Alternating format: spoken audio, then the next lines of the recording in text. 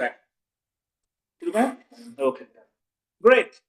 So let's start the afternoon session. So what we covered in the last session in the morning, it was about the conceptual aspects of multidimensional property measurement. Yeah.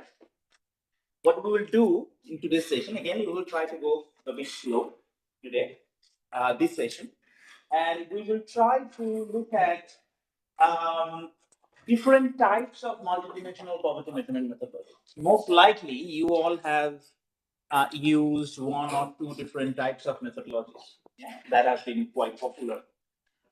But multidimensional property measurement, the attempt to produce multidimensional measurements, have existed for a long time. Yeah, and at different point of time, people have proposed different methodologies. And when I see in different journals, when I look at different papers, I see a lot of confusion with terminologies. People use the word multidimensional, composite index. They all mean different things actually, and people just get jumbled up. They just use. So we decided. So the result paper that I wrote with my colleague Maria Santos, it was the main reason was to define the terminology. Yeah. So hopefully, I will be able to inform you about some of those issues this particular session. Then from tomorrow onwards, we will move to a particular methodological. Yeah. So in this session, I will try to go through these different methodologies. Some of you may have heard, may have used, but mainly we will try to talk about the advantages and disadvantages of these different approaches. So again, it's chapter 3 of the book and the same link for the chapter. Just wanted to show you something. So this is the website for the book. Yeah. And all the chapters, if you just go, if you just click the chapters, all the chapters are available for free read. Yeah. So it's not that you have to buy a book to read these things. All chapters are freely available and downloadable from here. Yeah, in terms of they are referred as working papers, but they're all available for you to access. Yeah. Okay.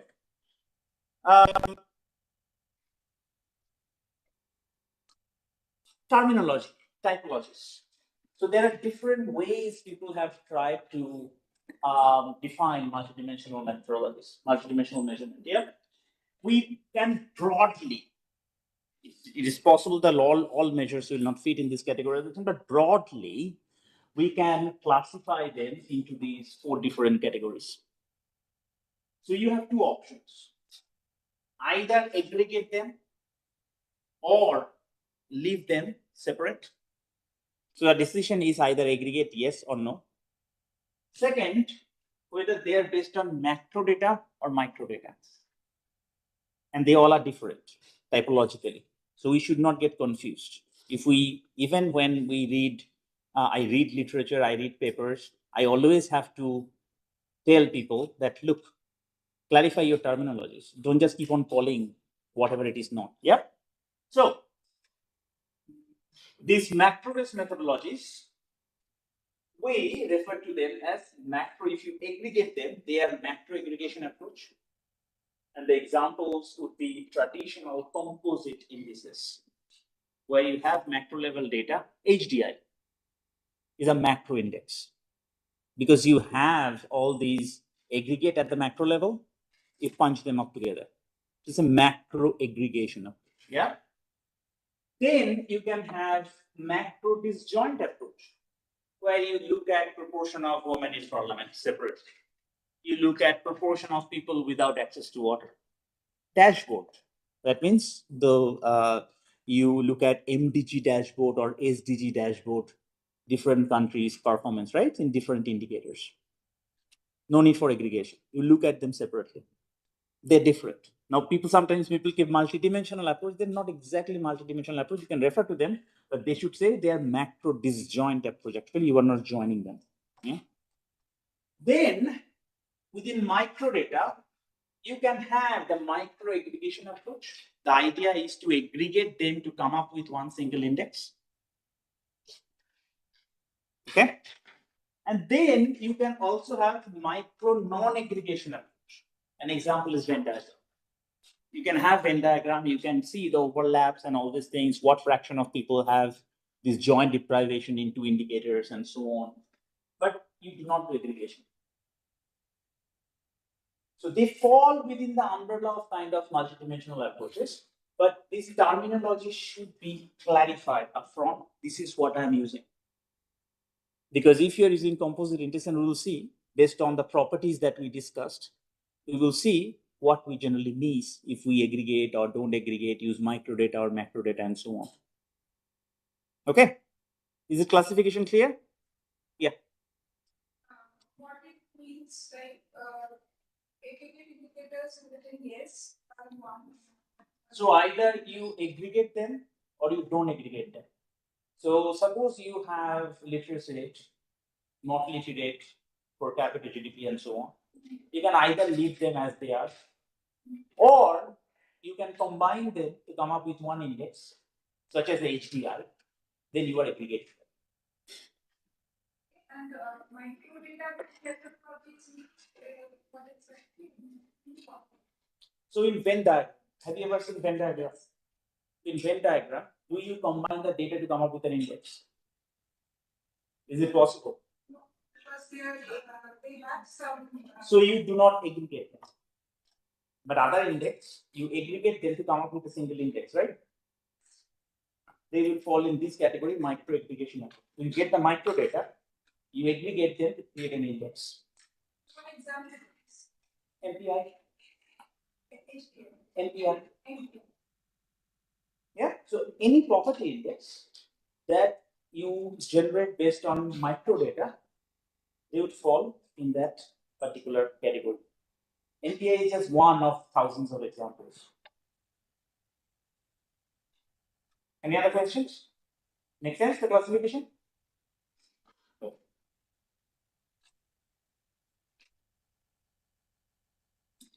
Okay, so first let's look at some of the macro database methodologies and what we generally do. So in general, you denote the aggregate dimensional index corresponding to a particular dimension, D. It could be standard of living, it could be education, it could be health, and so on. And suppose that aggregate is denoted by HD.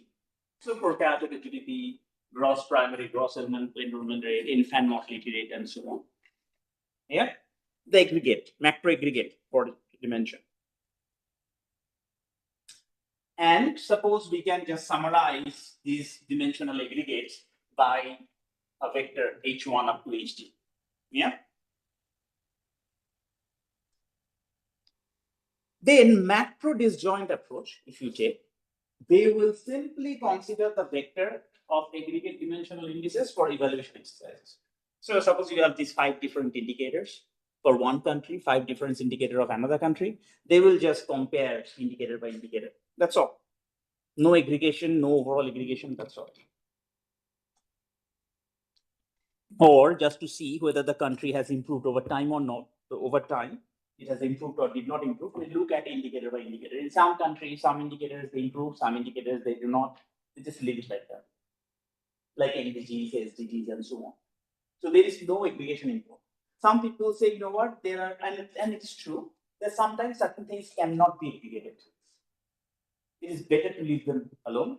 Fine, but then in order to get an idea whether things have progressed or not, we just compare indicator by indicator. If you see there is an improvement in all indicators at the same time, you say there is improvement, like dominance. If you are mixed, you just say I cannot say what has happened. Yeah. And then you have macro aggregation approach. What it does, it takes these vector or the set of aggregation, these aggregate macro aggregates for evaluation exercises. So they aggregate them. Okay. So macro disjoint approach. Examples would be so what you do according to Alcar, Foster, and Santos, a set of dimension or indicators which applies a unidimensional measure to each dimension. Yeah, you look at each dimension, you aggregate them, You leave them there, no aggregation involved. So it is truly not a multidimensional approach. You look at multiple dimensions, but you do not look at their joint distribution, nothing. You just leave them as they are and look at them separately. So basic needs approach, for example, you look at different indicators of basic needs. There was no, possibility of aggregating them. Millennium Development Goal, Sustainable Development Goal. Yeah, the examples would be child malnourishment rate, infant mortality rate, illiteracy rate. So you leave them as it is, as if they're separate things. And in some cases, you have to understand aggregation is not possible. Microdata aggregation, percentage of women in poverty. Yeah, percentage of children undernourished. And then even if you try to aggregate from microdata, you have some information on children, some information on women, and so on. And sometimes this joint population cannot be aggregated. Perfectly fine to leave them alone. It's not necessary to aggregate all the time. Okay. Now, what are the advantages? You can have information of as many dimensions as possible. You can draw information from different data sources. GDP can come from national accounts. Your mortality rate can come from administrative data or whatever. You do not need just one data set to look for. That's the benefit. You can just report those data. And of course, you can show information with this joint population. There is no issue of generating weights and everything. Very good. You just leave them there. Disadvantages: you completely avoid hierarchical dimensions. Do you want to provide more importance to one dimension vis-a-vis others? No answer in general. A single headline figure is often very strong. I mean, one of the reasons why GDP, HDI, despite being such problematic, they get the traction, mainly because single headline figures are really powerful politically. It is the truth. Yeah. In general, SDG, for example, as you were saying, 170 indicators. And who follows 170 indicators at the same time? They are there. Do they serve the purpose? Do you really track them every year? Leave the question of trade-off in general out, because if you have improvement in another indicator and the other indicator is not progressing, how do we discount for that? In general, it doesn't do.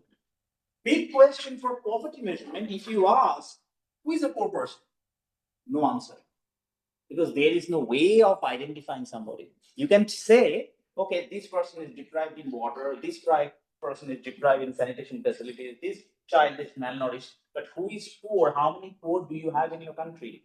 You cannot answer that question because nothing involved as such.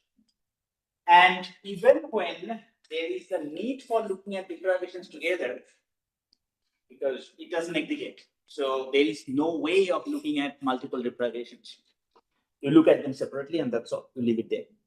Yeah. So these are basically pros and cons of the dashboard approach or the macro, this joint approach.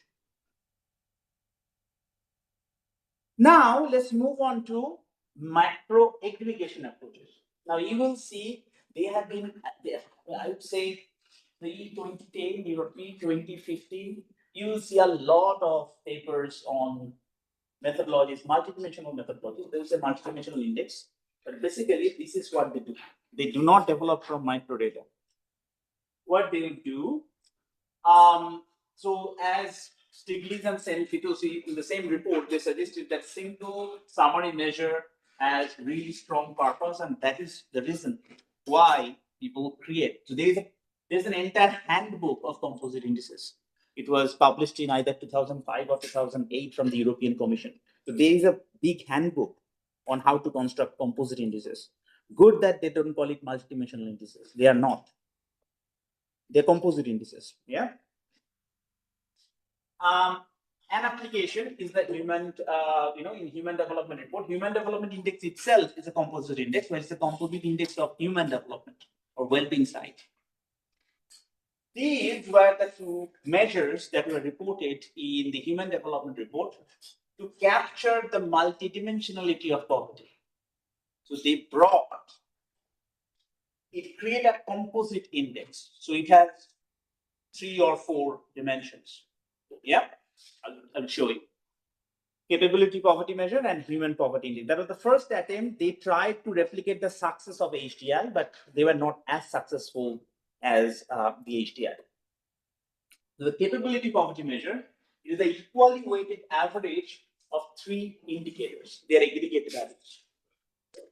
And the methodology was simple: H1 H plus H2 plus H3 over 3. Just a simple average. Yeah. And human poverty index, again, use 3 different indicators. I think use child mortality, lack of access to water or something like that. I don't remember the exact 3, but they used a general mean approach. But look, they use something greater than 1. Any idea why? Atkinson used less than 1. They are using greater than 1. Any idea why? Poverty average. They want to check how much poverty is there. Yeah, but why? They are inequality now. Because alpha is greater than 1, that is the person is more inequality lower. Yeah, inequality lower. Here, in poverty world, higher value of an indicator means worse. So, in that case, you put more weight, larger amount, larger value of poverty, deprivation you get in that indicator. Poorest of the poor. No, you are discounting for larger deprivation in some indicators. What is the idea of Atkinson? If you have 3 well-being dimension indicator: per capita, GDP, education, and health. In all these indicators, more is better, right? Higher value means better, right? In per capita GDP index, higher value of GDP is higher well-being, higher value of life expectancy, better, and so on, right? When you're measuring progress, higher value is better. Then, if you have disparity across dimensions, you want to discount for that. That means high inequality across dimension is bad. To use alpha less than 1 to put more emphasis on the dimensions where you are lagging behind. In poverty world, your higher value, illiteracy rate, mortality rate, higher value is bad. So the part where alpha is equal to negative infinity in accordance with laws. Yes. That means you are emphasized on the lowest value only. Right? In this world, you have deprivation. Higher deprivation is bad. Higher value is bad, right? Here, you would rather put more emphasis on the higher value. If you have alpha greater than 1, it put more emphasis on the higher value. So in case of poverty, you use alpha greater than 1. In case of well-being, where higher value is better, you use alpha less than 1. You emphasize more on the lower performance. Here, you are discounting if somebody has higher deprivation in one indicator. So you use alpha greater than 1. Does it make sense? So one more question. Yeah. So for the first point, you referred to a report by European Union. Was it GDP measuring progress beyond GDP? Or you referred The composite index, the one I referred now or in the last session? No, sir, now. This is a handbook of composite indices. The name. I didn't mention the progress mark. So handbook of composite indices, there's an entire book on how to construct a composite index, how to check their sensitivity analysis, robustness, and so on, but for composite indices. There's nothing to do, and these composite indices are based on macro data. And people always used to get confused. Those are probably they are different from micro aggregation approaches. These are mainly macro aggregation approaches. Yeah. Okay, so again, this is a geometry. It is not actually a geometric mean, it should be general mean. Sorry about that. I'll revise it. The general mean of 3 dimensions, but the methodology they use alpha is equal to 3. Yeah, so these were the 2 poverty measures, an attempt to go beyond income poverty. Yeah, so these were the 2 poverty measures that UNDP came up in their Human Development Report in 1990s, and they were there until 2009. In 2010, they change the methodology. Yeah. Okay. Advantages. Biggest advantage is, of course, simple, easy to understand. It gives you a summary measure, which is very useful for ordering and ranking. If you think about, if you to a country or anybody, say to Indian government, you give data for 29 states for 7 years for all the 10 indicators separately, and you try to and tell them, okay, now you understand whether you have developed or not. It's very confusing. Imagine 29 states, 10 indicators, 7 years of time. Multiply them. Such a volume of data is impossible. So from that point of view, if you have a summary measure, that makes your life slightly easy. Yeah. Of course, given that they use macro data, they can combine different data sources. Possible. It can also combine information on disjoint population. Say if you have data on children, you get a summary measure. Data on women, a separate summary measure. Data on elderly is a separate summary measure. If you have two separate summary measures, you can just bring them. This one, it offers trade-off in that sense in terms of weights. So if you think some indicators are more important, you put more weight. Some indicators are less important, less weight. So they contribute less towards the progress and so on. So if you want that hierarchy, it is possible. Of course, when there are too many indicators, you can try to sort of combining them. Definitely is better. Now, main disadvantage for poverty estimation. Again, no answer to who is poor. Even if we look at the capability poverty measure, it was an index, a number. Human poverty index, a number, right? If you ask a question, okay, who are my poor people? Where do I target? You cannot answer. Because what you are just doing, deprivation in water, deprivation in health, deprivation in education, you are summing them up, getting a number as a 0.7. What does it mean? What is the policy evaluation? I understand it is a sum total of 3 different numbers. How many poor people are there? There is no answer. Number one. Number two, another biggest problem, it does not even look at the joint distribution. Remember the example? There are two matrices. We had similar deprivation level in each indicator, but in one country, it's only one person who has been left behind compared to others. Those kind of situations cannot be captured. So if you, in your own time, if you try to do the average of these two matrices and they create a measure, you will see you getting same value. There is no way of differentiating these two vectors. So completely, joint distribution is completely ignored. And sometimes it may contain valuable information on component indicators. You will see when we will talk about discounting approach, you will see we will be able to open up after we aggregate. We will be able to open up to understand its distribution, understand which indicators are contributing, and so on. Such things are not possible with composite indices. Yeah. Okay. So let's just recall the achievement matrix, so that we will slowly now move on to micro database methodologies. Yeah. So I hope you remember that this is our achievement matrix. Rows denote anyone? Individual, and then columns, dimensions or indicators. Thank you so much. So this is how the data look like. We have, if it is possible to have the data set, sometimes population are disjoint. We don't have to force ourselves to create one. But if it is possible for us to create such achievement matrix so that we observe the performance of households in different dimensions, we get this achievement matrix. And then, of course, you know already the difference between marginal and joint distribution. Do you all remember? Yes, or do I need to say what is the difference between marginal and joint? Yeah, remember. Great. So then the two approaches, one is micro non-aggregation approach, which has its value. I will show you some examples where it is used. And then we have micro aggregation approach. Here we have two types of aggregation. One is called column first aggregation. Another one is row first aggregation. What does row denote? Each row. Observation. And the columns? So column first approach means you first collapse the information for each dimension. Yeah.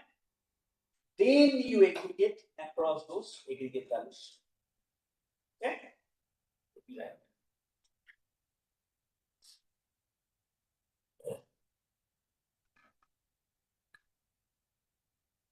So suppose you have this matrix. You start with x11, you go to x1d, you go to xn1 and xnd. Right? This is our matrix. So for column first aggregation, first you aggregate using the columns. So you aggregate this one, get say something called h1. You aggregate this one, you get h d, so h1, h2, and so on. And then in the next stage, you aggregate them to get an index. This is called column first aggregation. So you first collapse data across columns, and then you aggregate them to come up with one number. This is called column first aggregation. Sounds good? Then the alternative is row first aggregation. You first aggregate row, you get something called, say, like y1. You aggregate this one, you get the yn. Of course, then in the middle you have y1, y2, y3, and so on. So you get one indicator aggregate for each person first. And then in the second stage, you aggregate them to come up with an index. So these are the two basic ones that are used in the literature. A column first aggregation and a row first aggregation. Is it clear? Non-aggregation. Yes. The column first means we are aggregating over the for a particular dimension, we are aggregating over all the elements. And for Yeah. and after that we are also for H2 like. So you are, first of all, you are aggregating them to get a dimensional aggregate. And then you are again aggregating the dimensional aggregate to get one of the poverty index. This is for Column first. And for row first, you are aggregating for each person to get an aggregate index. And then you are collapsing this distribution, aggregating them, these individual figures, come up with an index. So can we use for this aggregation, like are we using any ways? How are we? Wait, coming. All coming in due process. No need to rush. We have today and we have the entire tomorrow. We'll show you all these things. Not to worry. But first, understand these two different aggregation steps. Is it clear? Yeah. One is column first, one is row first. Yeah. Aggregation. Okay. So these are the marginal distributions, right? Okay. So the question for you: does or is suppose a poverty measurement methodology uses column first aggregation? Say methodology poverty index A uses column first aggregation. Is it sensitive to joint distribution? No. Well, because we are using the marginal distribution. So you are already aggregating the marginal distribution first, then you are aggregating across those aggregates. The column first aggregations are not sensitive to joint distributions. Make sense? Yes. So if you see a paper where you see people have already aggregated and they are saying we are collapsing, you know they are not sensitive to joint distribution. Joint distribution, sensitivity to joint distribution is at the heart of multidimensional measurement. If you are not doing it, it is equivalent to the macro aggregation approach, composite index approach. Okay. Good. Any questions here?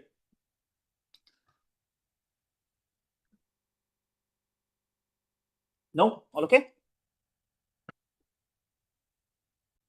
So let us first look at the micro non-aggregation approach. So this is typically what is done with Venn diagram. So if you have, so here is a very simple example. You have this rectangle as the entire population.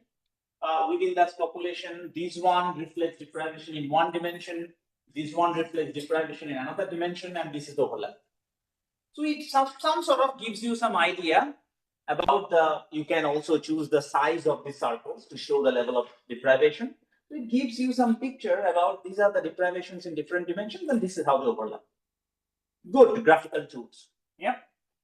Then you have dimension 1, dimension 2, and then you have, this is called contingency table.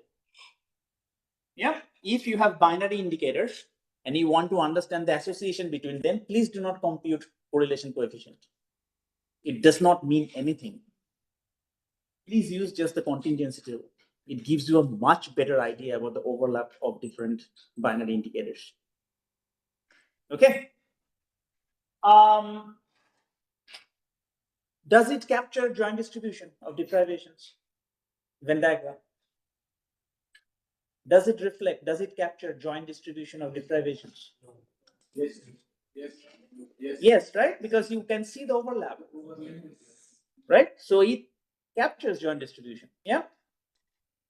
Good. So this is an application. So various studies have used Venn diagram to come up or to reflect this joint distribution of deprivation. This one is from European Union. Yeah, a number of people at the risk of poverty or social exclusion.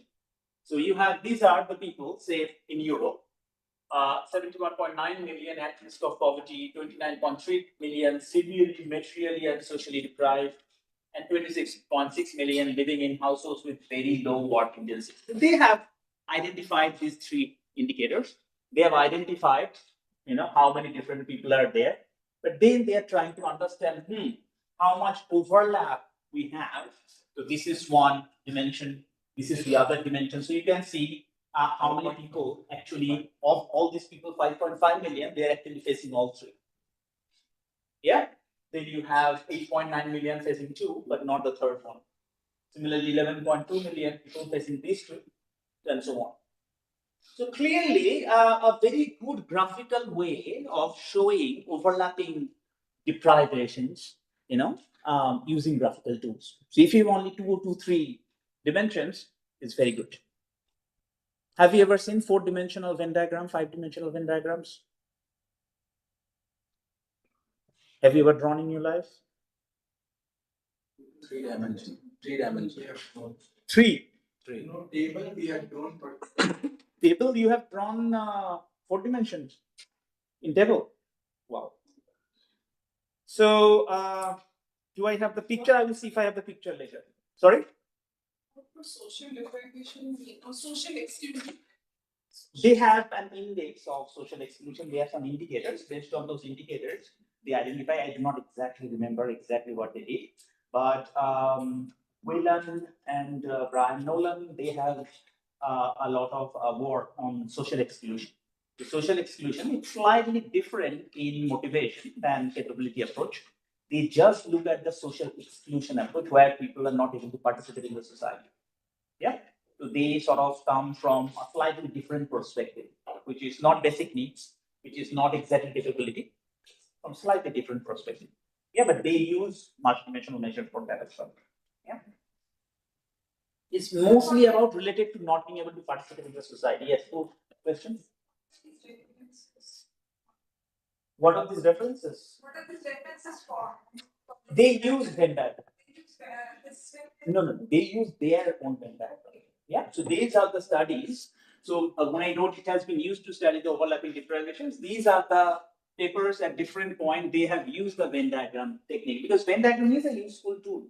If you have just 2 or 3 different dimensions, is to show the overlap, you do not have to present tables or whatever. People just find this graphical tool very useful. Yeah. So for small number of indicators or dimensions, yes, you can use them.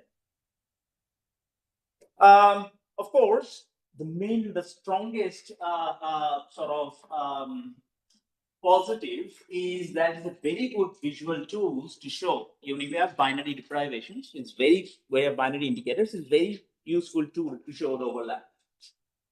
Of course, it captures joint distribution, right? But otherwise, how to show overlap? And of course, it is intuitive, easy to understand, even for 4 dimensions. Hard to draw, but still, it works. Again, may not give you a clear message. It will show you how many people are overlapping and so on, but not necessarily it will tell you who are exactly 2. You know who are deprived in 3, who are deprived in 2 of those. Generally, no summary measures. So you get the picture, you get a good idea, but then where should the targeting go? How many people we should reduce? They don't have a complete summary measure. So if you imagine you are getting this picture for 29 states in India or 30 European countries, you have all the pictures for you. But then how to rank them? Who has more? Who has less? You have to look at the number. You have to write down, and this is what they do not do. Every dimension is converted to binary here. So anything beyond binary, there is no possibility. And difficult to read for 4 or 5 or more dimensions. Okay, here's an example. We actually drew it in the book, and I created it. Okay, it took a lot of time making sure that you have every single overlap and so on. Very difficult. If they're just very difficult to draw, imagine how difficult it would be to look at all the numbers and everything. Yeah. Okay.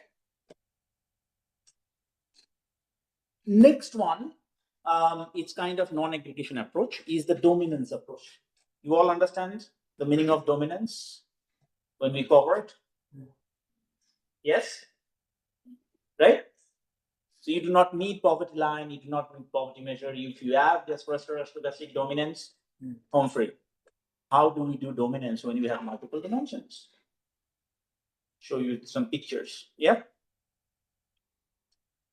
If you can do that, very powerful. You do not have to select weights, you do not have to select poverty cutoff and all these things. You just show, you know what, poverty has gone down. So this is what you observed in 2 dimensions. You have seen this picture. Which one is dominating and which one is being dominated? Fy is dominating. So Fy has lower poverty.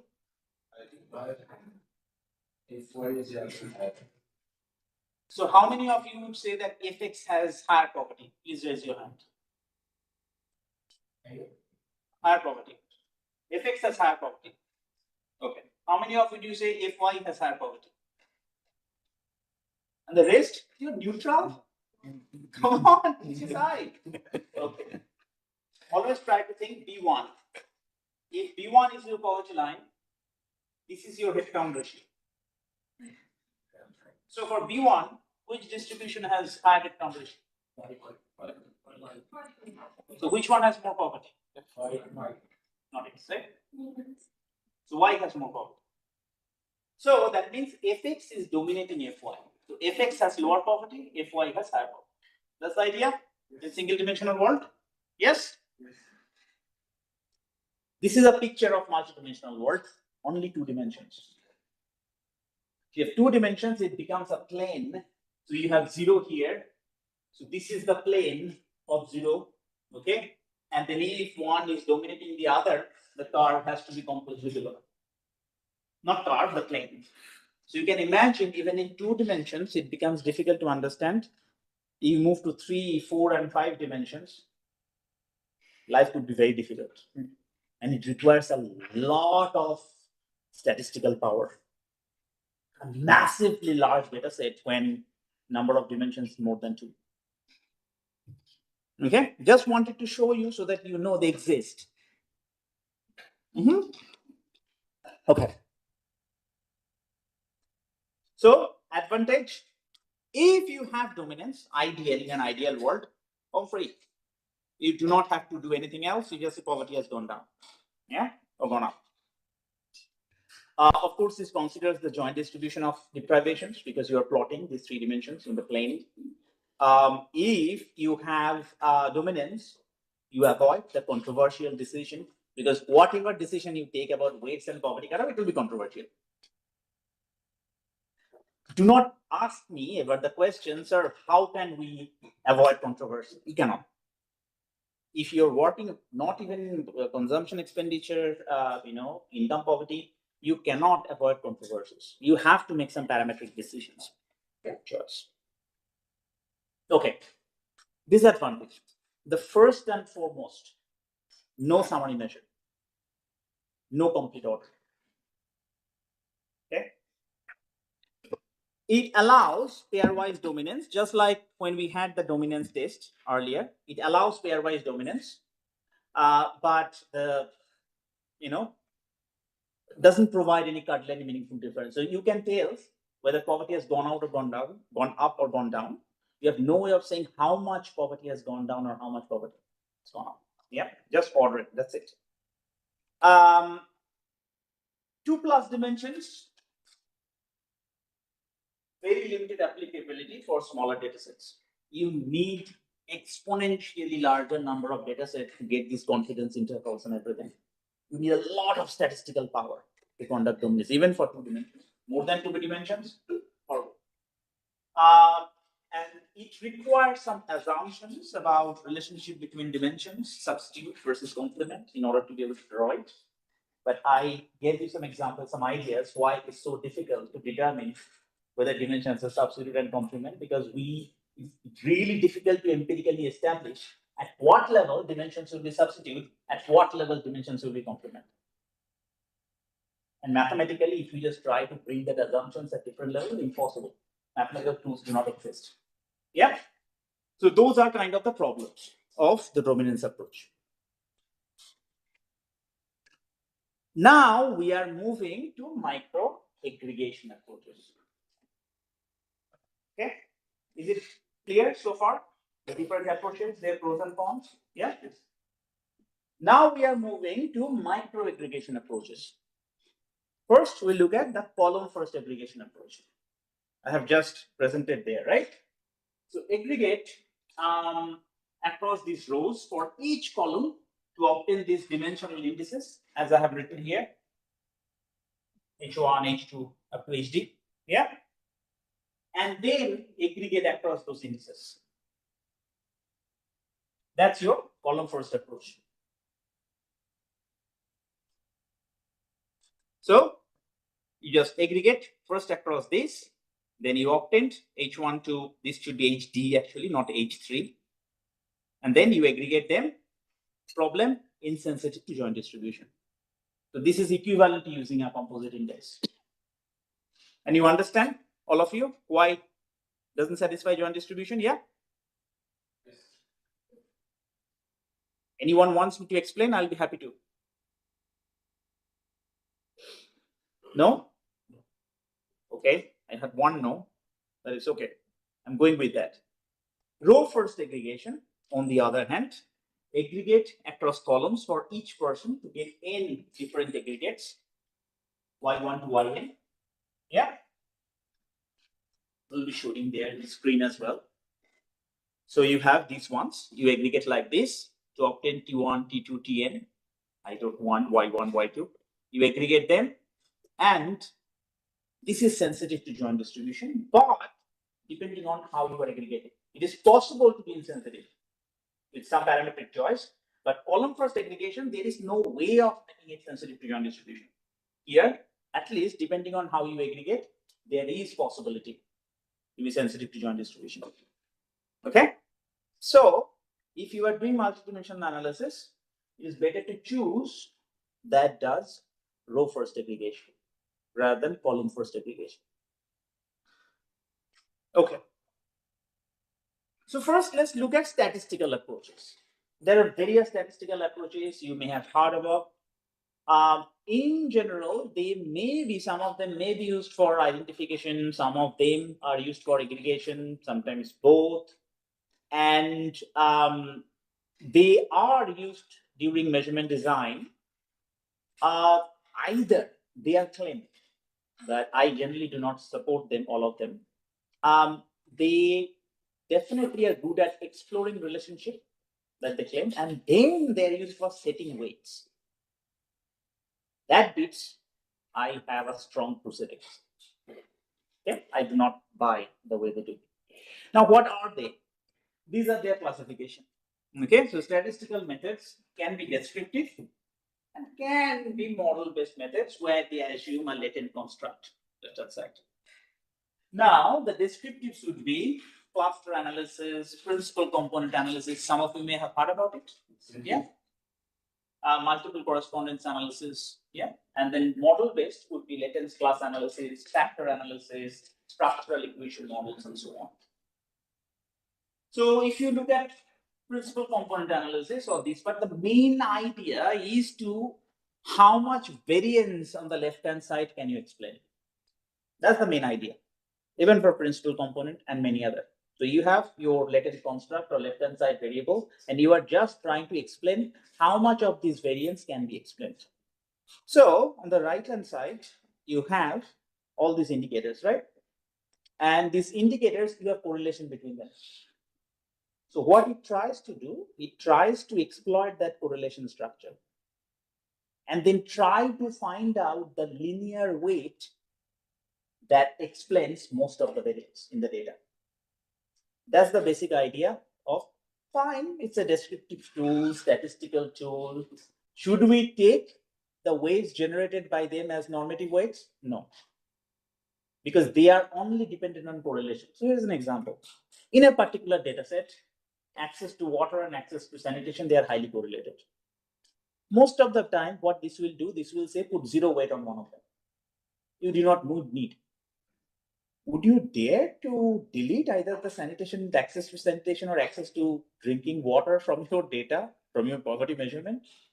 Hard to justify, just based on. So you have to be very careful, just blindly using these statistical methods to generate weights or indices, and then try to do poverty measurement analysis. Also, sometimes they provide scores, principal analysis score. You will see if you have you used any of you demographic health survey data. Any of you? Okay. Have you seen they have wealth index? Wealth index is generated using principal component analysis. And the best they can do is create quintiles or percentiles. Because the scores themselves, you will get a score of 1,532,000. I have no clue what that means. It's a score. Okay. So what they do, they just create percentiles. Now, once a person proposed to me, okay, let's just consider the bottom 20% as score. Good. So that means you take 1 year, identify the bottom 20% as score in 2000. You go to 2005, you identify the bottom 20% as score. You go to 2010, identify the bottom 20% as score. So your poverty rate is 20%, 20%, 20% throughout. What's the point? Okay.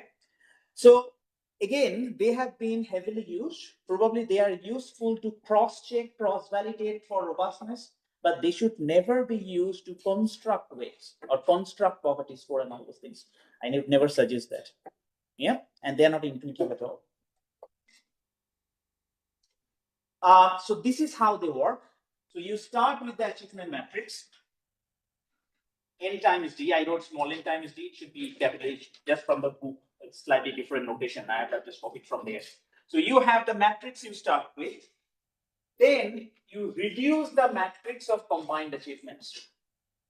And definitely it's a dimension reduction techniques. So instead of 10 dimensions, it is possible they reduce it to 7 or 8 dimensions based on the correlation structure. So they will drop some of those things that I told you between your water and education or water and sanitation. If they're high correlation, they will say drop one.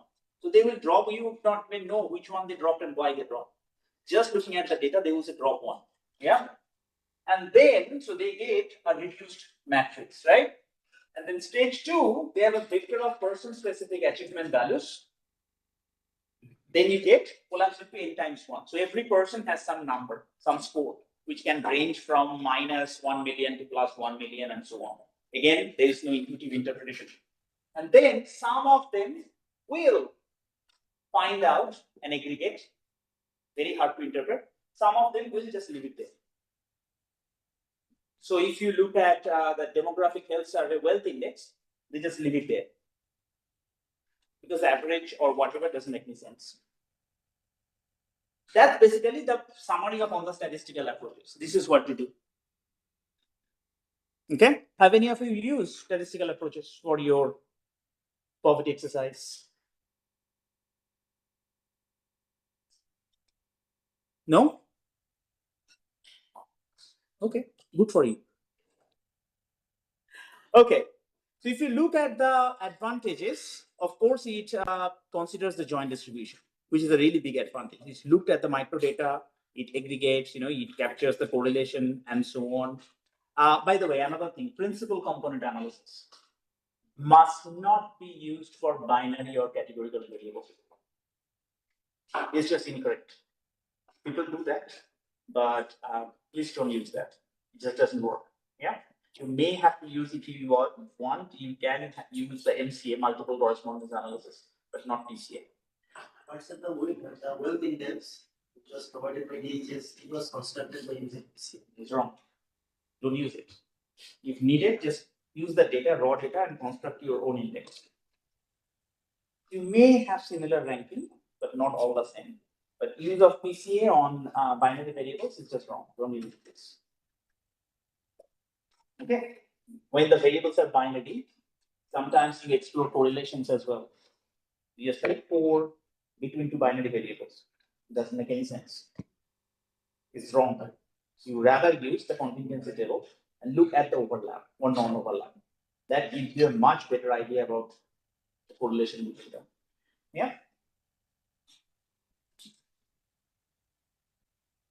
Okay. Disadvantages, poverty identification and measurement, of course, they are not very transparent. It's like a black box. What is going on inside, you have no clue. You just don't know. It is not straightforward at all for communication. Yeah. Identification is mostly relative, top 20%, bottom 20%, bottom 25%, based on the score and the correlation that you get. Comparison across space and time becomes really difficult. So suppose you are constructing these using multiple correspondence analysis or PCA. Yeah. And suppose you have 120 datasets for different countries. So you are running the PCA for every country or MCA for every country different, right? You will get completely different set of weights, different set of vectors. How do you compare them? Or suppose you compare between 2000 and 2010. Suppose you have the two datasets. As Pratap showed you, you append them. You run the principal component analysis, factor analysis for the entire dataset so that you get one weight. Fine. Then in 2015, you will again append the 3 dataset and run again, but then you will get a completely different set of indicators. So every time, as if you have to estimate the previous version. Otherwise, they are not comparable over time. Yeah. Then my colleagues recently, Ricardo and Gaston worked at Ricardo still works at OFE, Nogales. Gaston is my co-author, and he's my co-author as well, Indranil Datta. So they wrote a paper recently in Journal of Development Economics. And they sort of suggested caution when you are using, they call it them in endogenous weight, data-driven weight, right? If you are generating those weights from the data, they are data-driven weight. So they are endogenous weight. You're asking data to generate the weight itself, not coming outside. And they show clearly that this data violates monotonicity and subgroup consistency, which is kind of an extension. So in our book chapter, we discussed them a little. They formally established it that clearly violate these 2 axioms. Now, if you violate monotonicity, imagine what you will get. Actually, situation of the poor has improved, and you see poverty has improved over time, societal poverty. Or violating subgroup consistency, that means you have improvement in poverty in different regions, but overall poverty actually has gone down. So you ought to be, so I paid, more research, further research. Honestly, I wanted to research at that point of time, but then we had other important things to do. If we do research, even some of you, if you are interested, take the challenge. If you find and try to look at other properties, you will see it's not only these two. If I am talking to you 10 years again in future, I probably will be able to say it violates even more properties. They will be even more dangerous. But so far, in 2021, they have actually shown, when COVID came and it's going to slow down. But at least during that period, they showed these two properties are definitely violated by indigenous weight measures or statistical approaches. Yeah. So please be cautious whenever you are using or somebody suggests you using the statistical approaches. They have their use, no problem. It could be exploratory, but it should not be confirmatory. Do not try to generate weights and everything or create a poverty index based on these methods. Questions? Any kind of indexes which you have been constructing by using PCA. Yeah. So it violates those kinds of non-honesty and some. All those PCA calculations for the derivation index, they are wrong. It's not about wrong or right, but you should know that they violate this property. So in some cases they may be right, but in some cases they may be wrong too. I cannot rely on them. Imagine the situation: you are driving the car, right? Steering is going to the left. You are doing this; it is going to the left. Would you rather drive that car? You do not know which way it will go. So you need to have that confidence that if I press particular button in my flight or in my car, it should do exactly what I want. This is what the properties are for. They provide you guidance. If they're violating this property, so they will say half of the time tossing a coin. Principal component analysis, I see poverty has gone up. Tossing the coin. 50% you are right, 50% you are wrong. Would you rather use that measure? So you need to be cautious whenever you are using the statistical approaches. They may violate different properties and they are not explored yet. These are just two of the properties that have been explored. Rest, whatever they violate, have not been explored. For example, there's another example. So we have seen coefficient standard deviation, as I told you, as a measure of absolute inequality, right? When Pratap was showing as well, when you give the sum command, have you ever given the sum command instead ISUM? Yes, sir. What outputs do you get? Minimum value, maximum value, standard deviation, mean, and also. You get standard deviation, right? No, the standard deviation you get by sum command is not a measure of inequality. You know why? When we let me write.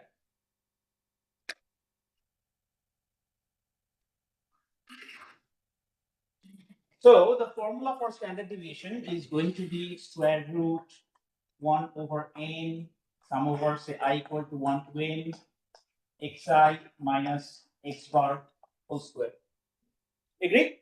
This is standard deviation, right? The theta standard deviation, instead of n, divides by n minus 1. It's sample variance. So if you double the population, it violates population invariance. Theta standard deviation violates population invariance. So never ever take the stored value of theta to create the inequality measure, standard deviation. One of my World Bank colleagues did that when they were creating a software. And I could not match. And it turned out he just borrowed as a shortcut the standard deviation from theta, which is the sample variance. It took us 1 hour to find the problem, but we learned something. Okay, so if you have to take standard deviation, please compute it using your own formulation. So everything that you try to borrow from theta, just be sure to check that they have computed exactly what you want. Otherwise, you'll be in trouble. So that's why I do my own code all the time. I do not borrow codes from elsewhere. But when we use command they provide the variance. Sorry? With some, if we give the command comma detail, then they will provide the variance also in there. Okay, you should go and check, open the ADU file. Do you know that all stata comments has a corresponding ADO file, ADO? Please open the ADO file and check what exactly they are computing. Otherwise, if you do not want to work so hard, just write a code for yourself so that the variance will be, or standard deviation will be computed based on how you want. Should not be that difficult. Okay? It's simply this formulation, right? Yeah. Do you have a question? So was the software added? Added, yeah. Why? You have used added? I was just curious because when you mentioned that it copied the. Yeah. It's added. So, and my colleague was writing the code. He's a really high level programmer. I mean, I'm no more at the way he codes. He's very good. And whatever I do not believe software. I have to calculate everything in Excel or using small 4 or 5 numbers. You know, if they match, I believe. Otherwise, so I need to cross-check everything. They're right. For example, this iniquidate0, the command I showed you, it has another version called iniquideco. Instead of 0, it writes 0. That command doesn't work with 0 value. Okay, so that's why Stephen Jenkins had to update to iniquidate0, which works. So you learn all these things. So it's always better to take 4 or 5 values and cross-check if you are getting the same value if you put in the software. If that matches after 1 or 2 things, then you know they're correct. Okay. I mean, most of the times, data journals, if they go through data journals, most of the time they're correct, 99% of time. But at it, they were building the software at that point of time from scratch. Beautiful software, yeah. But then I had to check everything, right? Because I was writing the book, and you will see the World Bank book that I suggested you. You will see the 3rd chapter has all the tables. If you just insert the data, all those tables are supposed to be created automatically in this added software. So we had to check all the formula, if all the numbers are correct and everything, and that's where we found the standard deviation formula. It would have been a serious mistake. Yeah. I think I remember it. They said that you can use tetrachoric or polychoric PCA based on Tetrachoric, polychoric. So idea of tetrachoric is that you have the binary variables and somehow you create with some parametric assumption, you create a distribution that is continuous. Right? Do you know the idea of tetrachoric, or are you asking me what it is? I'm saying that can be used in case of binary variables. No, I do not suggest use. I don't believe all these things because the main idea is that what they do, you have 0, 1, you have 0, 1. So using that structure and based on some parametric assumptions, that assumptions could be challenged. They create a continuous code that lie between 0 and 1. And then they apply Pearson's product moment correlation to come up with a number. Again, I am a theoretician, I'm a methodological person, and I question every assumptions. Every assumptions I presented, they can be challenged. So I suggest not using. I know in sociometrics, people use quite a lot. I would rather rely on what I can see rather than not knowing what is happening inside. So I would still suggest, just if it is for binary variable, please look at the contingency table. So I do not rely on, I know they exist, they are statistical techniques, they may have their reasons, but they have their assumptions, they are questionable. So that's why generally I don't rely on polychoric, or contingency table just allows you to see the overlap by yourself and make a decision. Do I believe that's high enough or small enough? But I agree, there are in sociometrics they use quite a lot. Yeah. One small query. Yes. Regarding the standard deviation where by default. Louder, please. Regarding the standard deviation where by default take 1 upon n minus 1. Yeah. The assumption that we are getting the sample data. So to make it, unbiased in our estimations, one medicine is fair enough because we are getting the sample data in our application. But is it the case that why do we estimate the index with weight or without weight? If we are taking with weight, probably it is actually representing the population, hence it has to be 1 upon n. If it is without weight, then 1 upon n minus 1 is also justified. No, not as a measure of inequality, because it violates population invariance. If you do 1 over n minus 1, it violates population invariance, because if you replicate the population, then your inequality measure should not change. Right? So if suppose you have 10 people, you go to 20 people, and you replicate all the vectors, then you should get the same inequality measure, absolute or relative. Yeah? If you are going n minus 1, you are not exactly doubling the population. So you are going 1 over 9 to 1 over 19. Because in every time it is not 9 to 18, it is 9 to 19. You are literally not doubling. So as a result, you are not going to get the same standard deviation or same coefficient of variation. Yeah. So that's it. So even if you do it weights, I suggest just computing the variance or standard deviation, just treating the formulation. That is the x prime, xi minus x bar. Just taking data, just produce this number. It's fine. And then you can, if you have the once you have that number, you can just do it by region, whatever, and it will give you the inequality measure. Yeah. Sir, Yeah. sir, could you please explain this that in PCA? Yeah. Situation PCA would be advisable, and if it is not, I mean, you please explain this point which you already explained one comparison across patient and individual. Yeah. Please. Yeah. So you are asking why PCA is justifiable. When under what situation will it be justified? Yeah. So constructing a poverty measure, PCA is never justifiable. So never use a PCA to create a poverty measure. Now suppose you have got 10, 12 different indicators. You are just curious to understand, they have different level of correlation.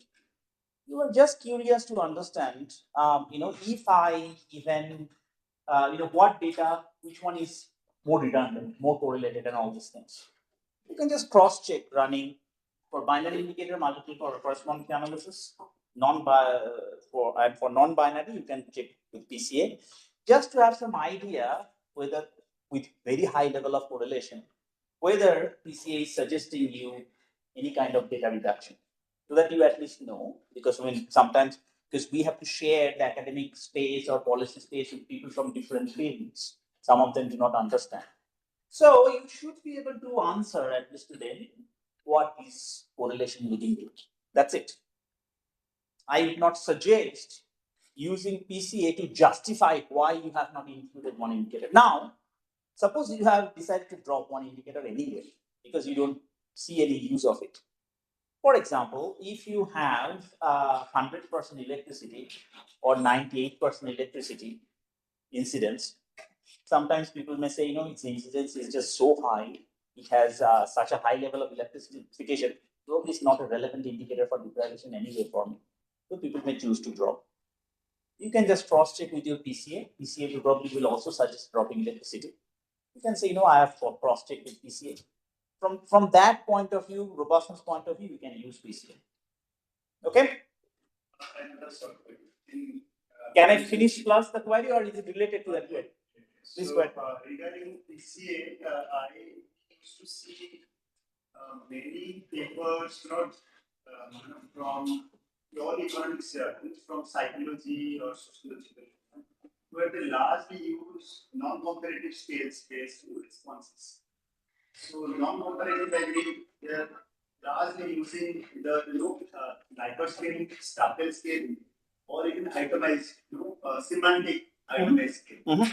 So in those cases, variabilities are at least not in binary form, maybe sometimes more than 5, more than 7. So if you do not have binary data, you can use PCA. This is what I said, right? For binary data, don't use PCA. Use multiple parameter analysis.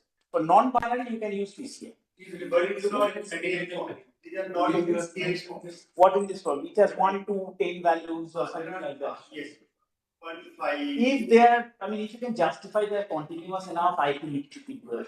Again, people doing PCA, they will give you a better idea. I'm not an expert on statistical methodologies. But if you do, I think it's still acceptable, PCA there. But again, not for constructing a poverty measure. If you want to explore, the dimensions, correlations, even there you have a lot of ties. So I do not know how good PCA still is, because when you have ties, that means you have same values. It's categorical, right? I think still multiple correspondent analysis is a better choice than PCA. So PCA probably does really well when the variable is continuous. So you have income and other things. Yeah, right. Second question was about this one. Yeah. So the idea is that when you say construct a poverty measure using PCA, you are taking the data, say data for India, you are running the PCA, you are getting some sort of weights to construct poverty measure, right? Now you take the data for Nepal, you run the PCA, would you get the same weights? Different. Now suppose you have computed India's data for 2010. Now you are computing India's data for 2015 to compare.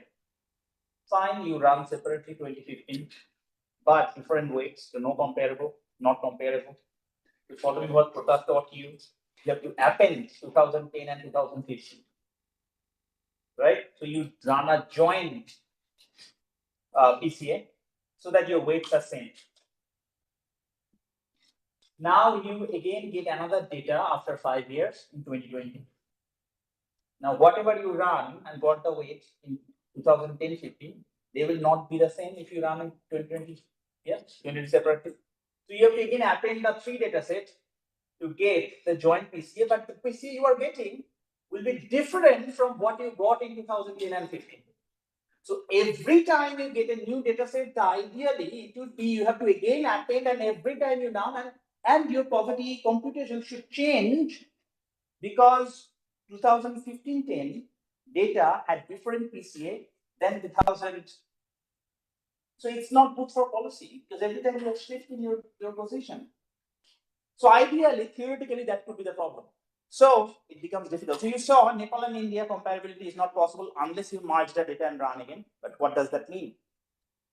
Similarly, every time you get a new data set, and if you run the PCA separately, you get a completely different set of weights. Are they comparable? People try to justify they're comparable, but how? Does it make sense? Yes, no. No. I mean, yes. My answer. So whatever I said, did it make sense? Sorry, you said no, so I thought I have to explain again. It's okay. That's okay. Can we move on? Is it okay? Make sense? Yeah. Okay. Then I move on to another type of poverty measures that have been used recently. Have you heard about it? Fuzzy sets approach. Have you heard about it? Fuzzy sets approach? Yeah. Some of you. Okay. Some of you did. Some of you not. Okay. Fuzzy set approach developed completely independently following same to these approaches such as poverty gap, square poverty gap, and all this. And here's a funny story. So I was presenting these one of our papers from OFI in Oxford at some point 10 years ago. And this guy, again, was traveling from, I forgot which country he was traveling from, one of the African countries. He was working on African Development Bank. He was presenting a paper on using PCA. And so when we were presenting the axiomatic stuff and all this poverty gap, square poverty gap, he came to me and asked, use these things these days. People used to use them in 1980s. They're old. I said, what do you mean? I had no idea what he was talking, but he thought these things were obsolete. Principal component analysis is the future. We had to face this kind of thing. Anyway, Fuzzy set is an example. The field was developed completely separately, as if independently of this other axiomatic literature. Yeah. So their idea, their starting point, they also started following same, but from a slightly different perspective. Okay, let me explain how they start.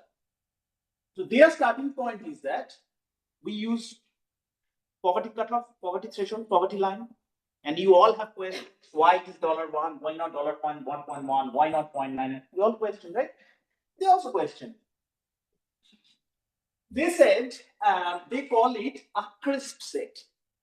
Yeah, so the division between poor and non-poor using one poverty threshold, they call it a crisp set. That is the terminology they think. So they follow this quote from Sen that it is undoubtedly more important to be vaguely right than to be precisely wrong. So instead of choosing one wrong poverty cutoff, why don't we try to be vaguely right? That means instead of proposing $1, why don't we say that a poverty threshold can range from 0.75 to 1.25? So rather than being precisely wrong, let's be vaguely right. That is where they start from. Philosophically, really, I love it.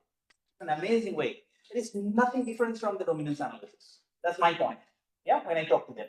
So they use this fuzzy set approach to explore how to be vaguely right. That is where they start from. And they bring this fuzzy approach from, this fuzzy mathematics is used for production of refrigerator engineering. So they borrow this idea from there. Yeah. Okay. So here is the idea. So instead of, they say that this is the traditional approach. You have a poverty cutoff. We have all seen, right? Z. Yeah. So you have the poverty cutoff. Here you have as poor, and here you have non-poor. So if you are below the poverty cutoff, you are poor. That means you get a value of 1. Just they do it other way around. 1, and here you are non-poor. They call it traditional approach. What they suggest instead that they assign kind of a membership function.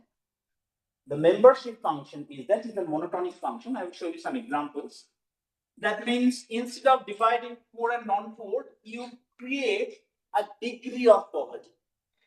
Okay, so as your income increases, you become less and less and less poor. This is called fuzzy unbounded. Okay, I will show you some examples of membership function. Then they have the other idea of fuzzy bounded. They say you should have two bounds, lower bound and an upper bound. These people are certainly poor. These people are certainly non-poor. Suppose this is $0.75, this is $1.25. And this is where $1 stands. Yeah. So instead of taking this one, they take an upper bound below which they are certainly poor. Above that bound, they are certainly non-poor. And the middle, they assign, instead of going from 0 to 1, they assign a membership function. So your degree of poorness will go down, and by the time you reach it here, your degree of poorness is gone. You are not poor anymore. That's the basic idea of fuzzy sets.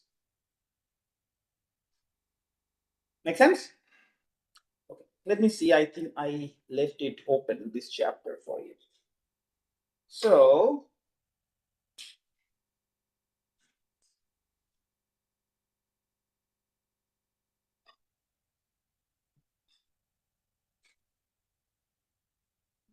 these are different fuzzy membership function.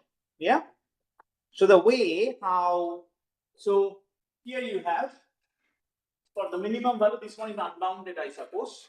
So for minimum is fine, and then in the middle, it is just going down linearly if you are between the maximum and minimum. If you want to have a bound, this is your lower bound, this is your upper bound. So you are certainly poor if you are lower than the bound. You are certainly non-poor if you are in the upper bound, okay, above the upper bound. And in the middle, this is how your membership to poverty goes down.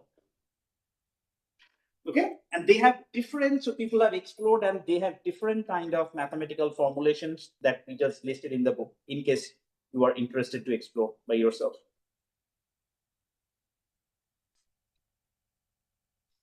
But of course, whatever you will get, your final number will depend on the membership function itself. This one is key. And I showed you in the book, we list different types of membership function that people have proposed in the literature. Yeah. Now, advantages, it offers summary measures, just like other measures. It works in multiple dimensions. I just showed you the concept in one dimension, but it is multidimensional, you can use. It captures joint distribution of deprivations. Yeah. And it can be compatible with, as Chakraborty showed in one of the paper in 2006, that it's compatible with different methodologies. Yep. But it has some problems as well. First of all, the justification of membership function is very complicated. Yes, people come with different membership functions. Some says linear, some says convex, some says, okay, it is S-curve. But again, it requires a lot of robustness checks. Mostly provided. They are not mostly provided, but they should do, but that could be done. That's not a problem. Some membership functions sometimes misuse ordinal data. We talked about ordinal data, right? And so when they just take the codings as the values 1, 2, 3, 4. You saw the problem with the ordinal, right? That is one problem. Sometimes fuzzy set results conflict with dominance results. I will show you a couple of examples. And then, of course, I just make a joke of it, this one, but it's a serious one. What about the fuzziness of the fuzzy bound? They just said that was their main goal, right? To be vaguely correct rather than precisely wrong. And that's why they said that upper bound and lower bound, right? So I asked them, what about the fuzziness of your fuzzy bounds? Didn't they be changing as well? What about the robustness with respect to them? In general, no answer. Yeah. Okay. So unbounded membership function. If this is your unbounded measure, that means you define this degree of poverty membership. Just use 1 minus the HDI. Fine. Right? 1 minus the poverty measure, 1 minus the well-being measure. What is the difference? Why you need a poverty measure? Because this is what you are doing, right? You are assigning a value based on degree of poverty. So look at well-being, take 1 minus that, then that should be it. I don't see the novelty here for assigning that. Second, if you have, suppose this certainly 4, if you have any improvement, because they are assigned a value of 1, right? If you have any increase, will that affect the world poverty? No, no change. So, in a sense, it is violation of strong monotonicity. Again, you see clearly why it violates. Similarly, suppose you have a progressive transfer between here and here. Okay? What will happen? You take some money from this richer poor and give it to a poorer poor. This poorer poor's income does not reflect any increase, right? Does it? No. Because note is all 1, right?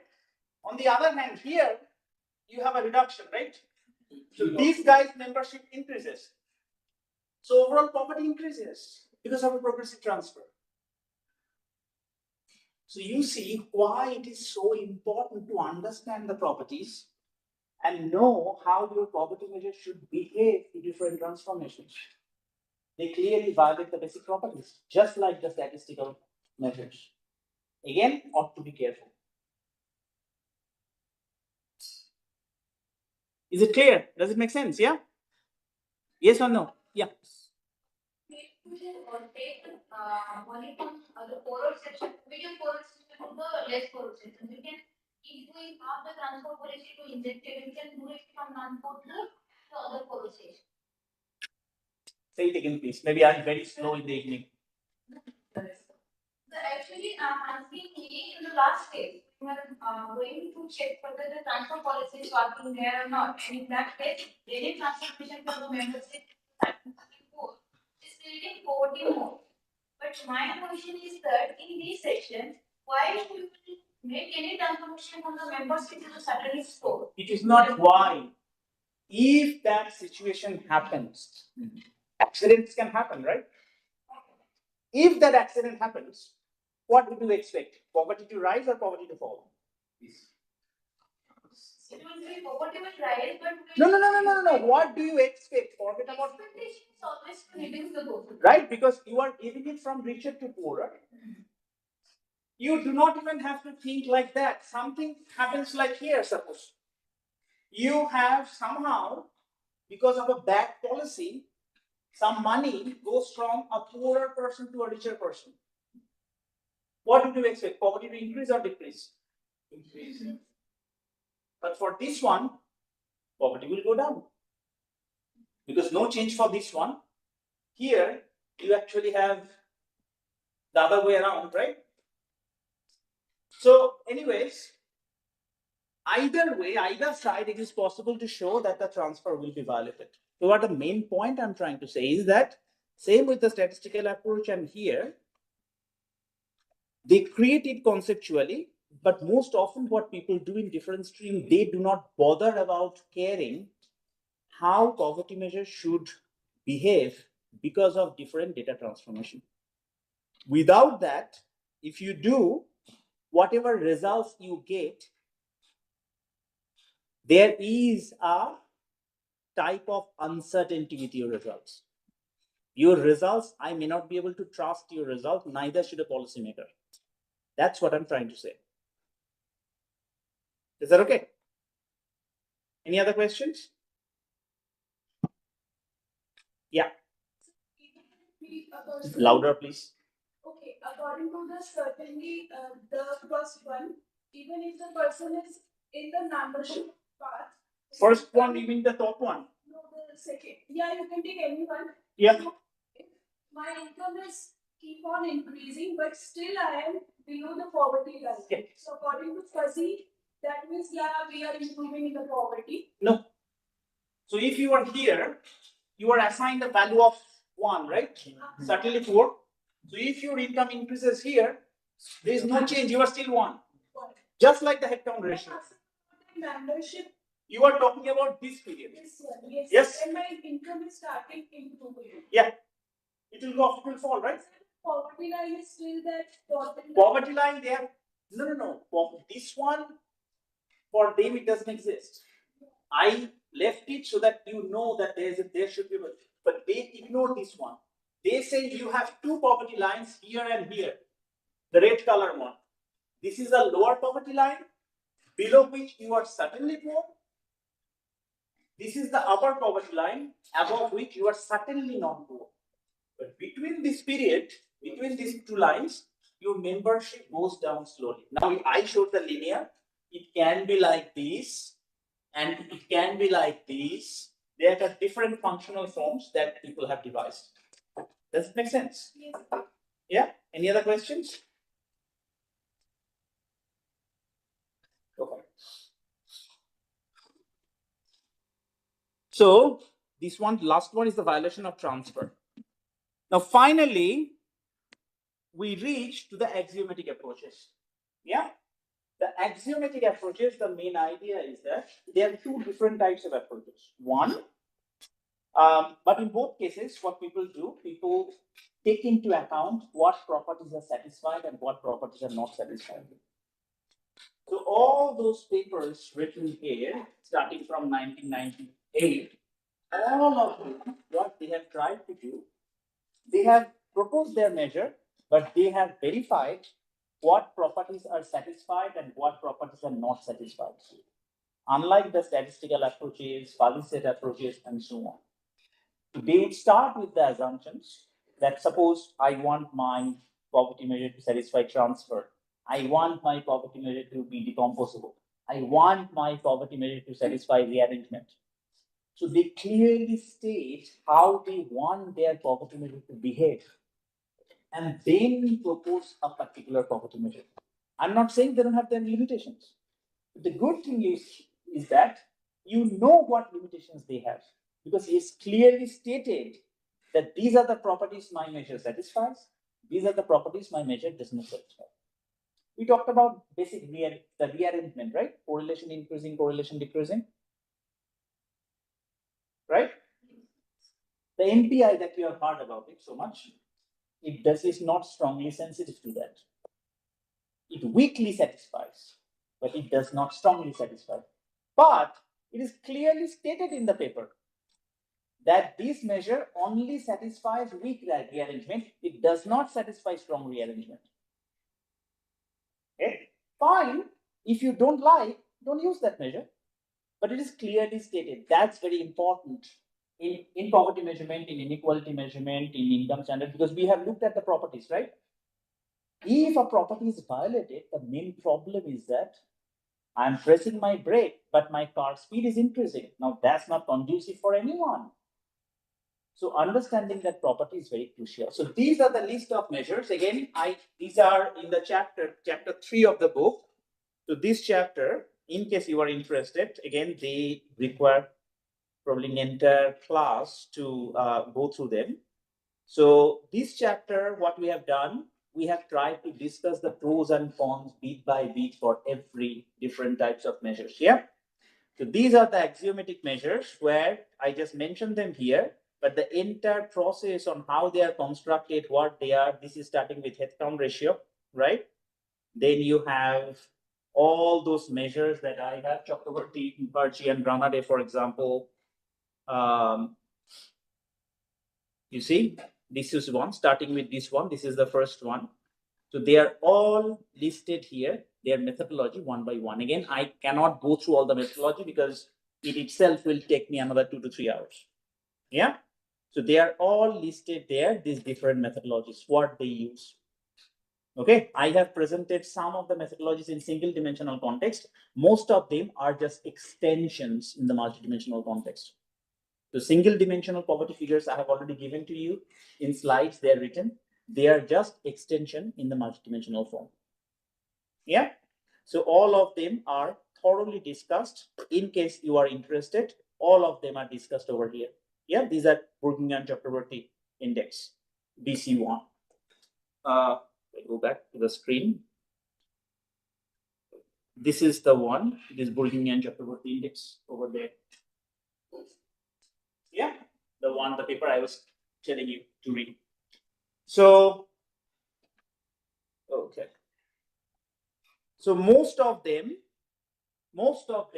extends either FGT or Watts or Chakraborty, the CHUC index that I showed you in the poverty lecture. So the poverty measures that are presented, most of them are extension of one of these two. So I'm not going through them one by one, it's very boring. Sounds good, but they are just extension of these numbers, these figures. Okay. So the main advantage, of course,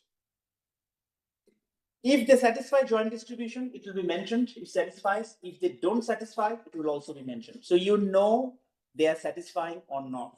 Unlike statistical approaches and persistent approaches where you do not know how they are behaving. Yeah. They offer summary measures and of course provides clearer understanding how measures behave due to different transformation. This is one reason why I choose to work in this area rather than the other ones, because I was not quite convinced that what they're doing. Yeah, I'm not saying they're not important. Definitely they're important on their own grounds, but I just did not find them as convincing as the axiomatic approaches. Of course, some of they are claimed as disadvantages, but that could be their strengths. Number one, relies on normative judgment so that you can ask anytime, okay, Shuman, how do you choose a parameter? You have asked that question to me, and I don't have answer to it. That's why you need to do robustness test. Is it a bad thing? Good thing? I leave it to you. I like it because at least I know what I'm choosing. Yeah. Now, no single measure of them can satisfy all the desirable properties that we presented. Some will. So in order to gain some properties, you have to sacrifice some properties. In order to gain that dimensional breakdown, you have to sacrifice sensitivity, association sensitivity, strong association sensitivity. In order to gain some, you have to lose some. You cannot have everything. Yeah. at least you know what you are gaining and what you are losing. I call it fuzzy set approach. It is not fuzzy set approach. It should be axiomatic approach. I have to revise some of those slides and then send it to you. Okay. So overall evaluation,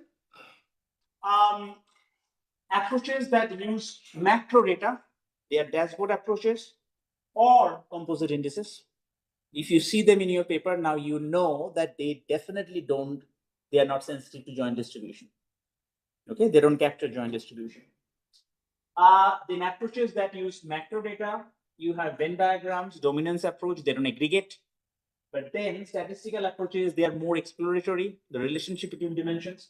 Fuzzy sets approach and axiomatic approach, they typically aggregate and come up with an index, and they are sensitive to joint distribution. Yeah. So this is the summary of all of them. Able to capture joint distribution, require micro data set. Of course, the first two, they don't. For the second one, all of them, yes, they are sensitive to joint distribution. Rest of them. Identification of the four, the first one, definitely no. This one may, depending on how you are using the Venn diagram. Yes, for dominance approach and for these last two approaches, statistical approaches may or may not. Provide a single cardinal index. First one, no. Composite, yes. They are not so much. The last two, they are yes. So if you look at them all together, it looks like these last two, fuzzy set and axiomatic approaches, they satisfy these three criteria. The problem with the fuzzy set approach is that sometimes they can violate transfer or monotonicity, some basic properties. Just ought to be careful. Okay? Does it give you sort of good summary of what is out there, what sort of are used and so on? Yeah? Yes. Hoping this is the last slide. No, I have a little bit of left. Let me just have some quick discussions. You all must be very tired, but just 5 minutes, then I will finish. Yeah? Last side, if there was some typo error. Okay, tell me which one. For the micro data, I think approaches using micro data. There you go. Another typo. Yeah, I will try to rectify, but if you still find the typo after it is posted by Pratap, just send me an email to me, either me or Pratap. Yeah. Any typo, if you see, just let me know. They should not be there, but I'm an individual. I can make mistakes too. Yeah. Okay. So these are some very basic practical issues, but sometimes they become very important. Selection of dimensions and indicators. Yeah. Role of weights. How we use. The question was already came, right? How we use weights. We'll talk about it more. Okay. I will just keep it very brief. And of course, the question of sensitivity to distributions across dimensions, across individuals. Yeah. So when you select your indicators or dimensions, the purpose becomes really important. This module is about energy poverty. So definitely we are not going to select indicators which has nothing to do with energy. Yeah. If you are selecting child poverty, you have to select indicators that are relevant to children. There is no point in selecting indicators that are not. So first one, another important thing is targeting versus assessment. Yeah. Why are they important? If you are targeting somebody, if you are targeting somebody or a group of people, and you define the indicators, you select certain indicators, you ought to be careful that people cannot pick and choose and change their status to gain benefits for those indicators. For example, if you have lack of sanitation as an indicator, say in BPL, you include an indicator as whether you have sanitation or not, then people may choose to, avoid building a sanitation facility in order to remain, eligible for the benefit, increase the likelihood. Now, assessment, you can use survey. For targeting, you cannot use survey. You have to do door-to-door census. Otherwise, you cannot do targeting. We use BMI as one of the undernutrition indicator, right?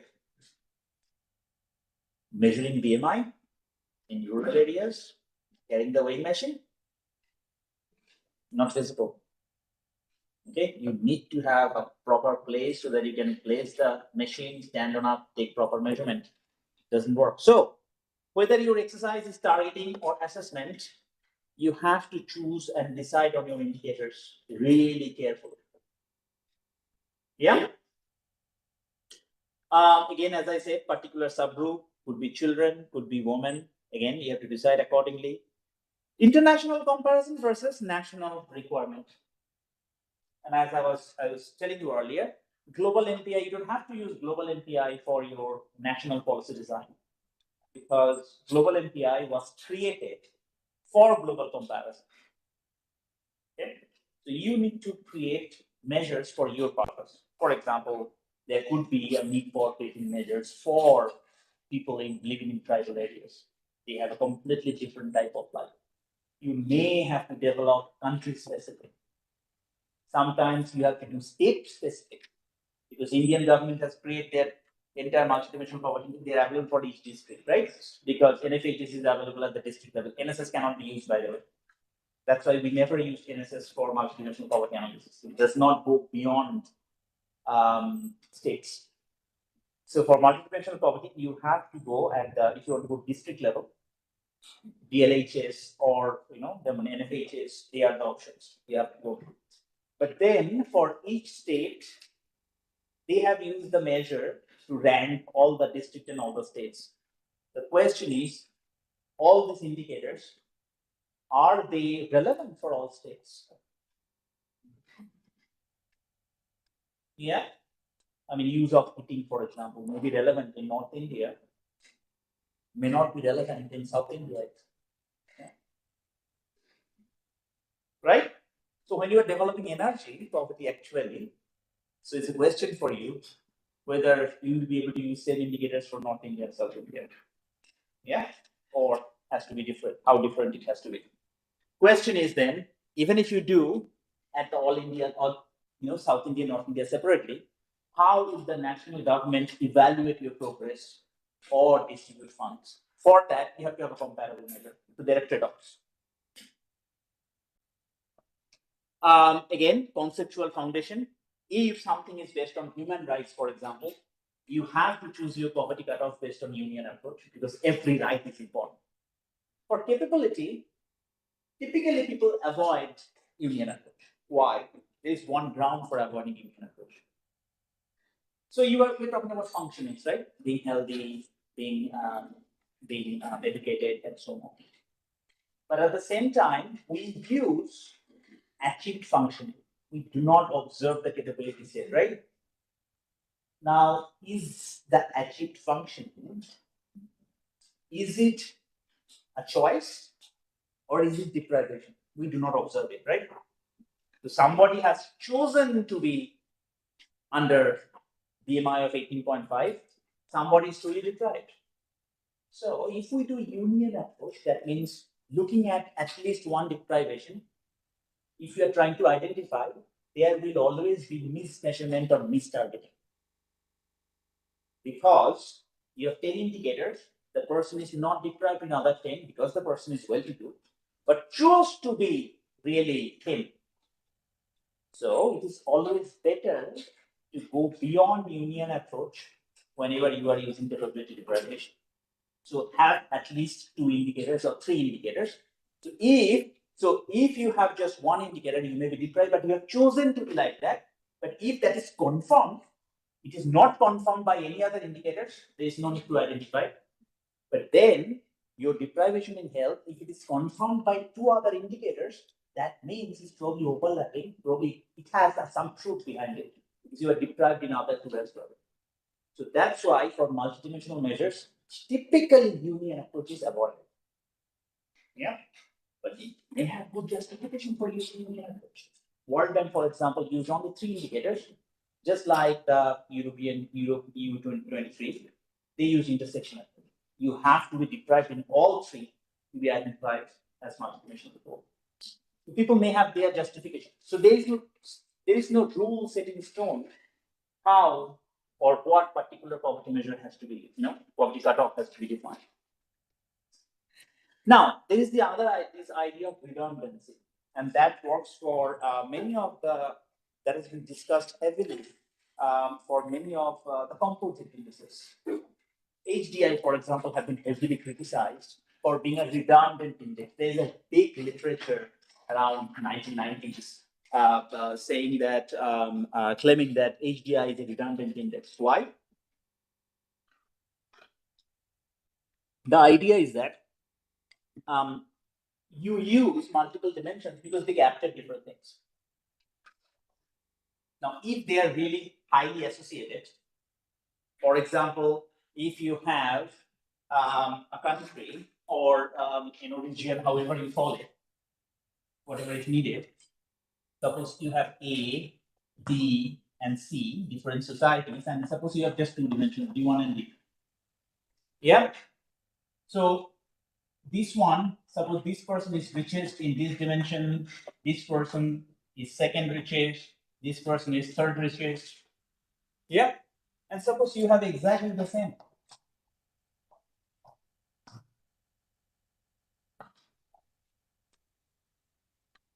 Thus combining them add any value to you? Would you get any different ranking when you combine them? You get literally the same, right? The question is, isn't adding one dimension redundant, because one dimension is literally giving you all the information. So when HDI was constructed, they use correlation, Pearson's correlation, but then there are other types of correlations such as we'll talk a bit more tomorrow, Kendall-Style, Spearman, rank correlation, and so on. When they used it, it appeared to be quite high, the correlation between among HDI indicators. So people started saying, well, it's a redundant indicator, there is no point in going beyond GDP and so on. So there has been a lot of discussions around redundancy issues. Yeah.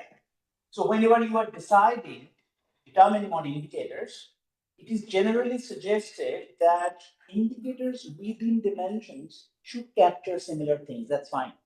This is how they are supposed to be, because indicators within dimensions, if they are capturing two different things, probably they should not be clubbed together.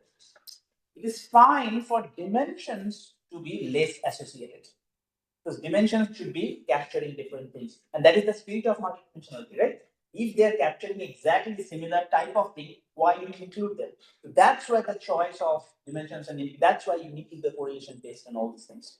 You need to report whether they are highly correlated or not. Yeah, you have to make some judgment about that.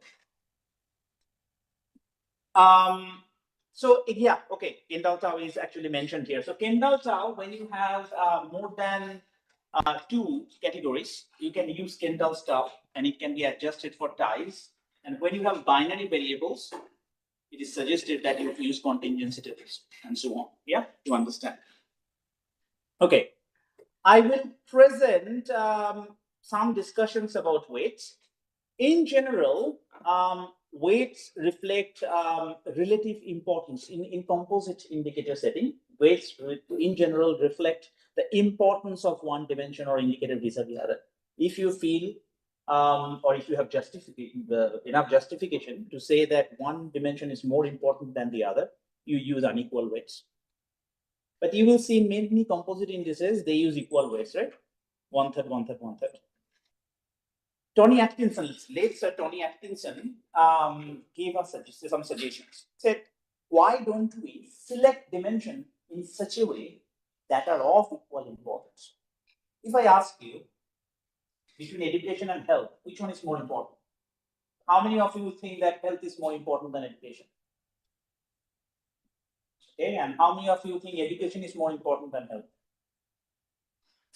One. Okay, then in HDI, health should get more weight. How many of you think education is more important or income is more important? How many go for education versus income? There you go. And how many of you think income is more important than health? Some. There you go. At least some. So you see, there's a circular process. Okay. Anyways. So in terms of macro aggregation, of course, relative weights capture some kind of trade-off. For example, if you have increase in one dimension, how much of these can be compensated, because they assume some compensation, right, across dimensions. For micro aggregation indicators, especially for binary indicators, weight typically reflects the relative impact of the presence of deprivation in the household's overall deprivation compared to others. Yeah, so the interpretation becomes slightly different. We'll talk about more tomorrow, hopefully. But any choice of weights carries some sort of arbitrariness, so you need to conduct robustness test. Very much like what we discussed when we created the poverty measure for ordinal variables. You had the weights, right? You had to conduct robustness test. Ideally, how we do that, here's an example for you. It is a simplex. It is called a simplex, right? It's a simplex for 3 dimensions. So in 3 dimensions, a simplex of weights looks like an equilateral triangle. So on this corner, you are putting all weights to the first dimension. Here, you are putting all weights to the second dimension. Here, you are putting all weights to the third dimension. Any other weights is a point and a convex combination of these 3 vertices. This is how you summarize all possible weights. You take the weight here, it will be a convex combination of the 3 vertices. You can choose any weight here, it is a convex combination of 3 vertices. This one is 1/3 of the top, 1/3 of this, and 1/3 of this. You take the 1/3 of 3 vertices, you get this particular weight, 1/3, 1/3, 1/3. HGI weight. Yeah? The idea is that whenever you are doing robustness test, you take a particular set of weights around this equal weight, and then you test robustness for all these weights. It will be equivalent to a dominance analysis. Now, there are some tractable conditions. There are some papers that provide particular set and particular set of criteria how to do robustness tests. If you need, I can share those papers with you later. Yeah, but this is the main idea how robustness with respect to weight are conducted. Okay. Now there's some relationship between association and redundancy. Look at this example. Suppose you have created a composite index using this 2 dimension. Does it matter what weight you choose? Would the ranks change? You can have W1 here and W2, so that W1 plus W2 is equal to 1. Would it matter what weight you choose? Would the ranks change? No. Depends on the weight. But would it? This one has more in these 2. This one has second highest in these 2. This one has third highest in these 2. Would it matter what weight you choose? Would the rank change? No, right? Because you have higher value in these 2 than these 2. So whether you do 1, 0, 0, 1, 0.5, 0.5, this will always remain first, this will always remain second, this will always remain third, right? It turns out your comparisons are perfectly robust. No matter what you do, your ranks are not going to change. Sir, but if we use unequal weight, Yeah, use 0.6, 0.4, 0.6, 0.4. How will it change? You have, suppose I'm giving you a value.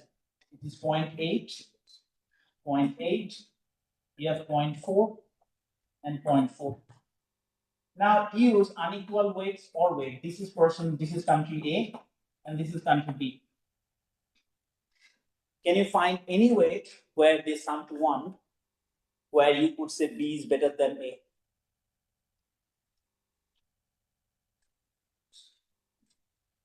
Can you? No, right? So if you have perfect ordering, that means here you have perfectly positive association, right? It is the association as its highest. It's perfectly positively ordered, perfect positive complete correlation, Kendall stuff, anything is a perfect positive association. If you have that situation, your comparisons are always fully robust. Okay?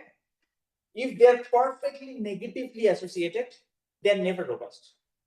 You will always find weights where comparisons will be reversed. If you put higher weight here or there, it will just change the ranking.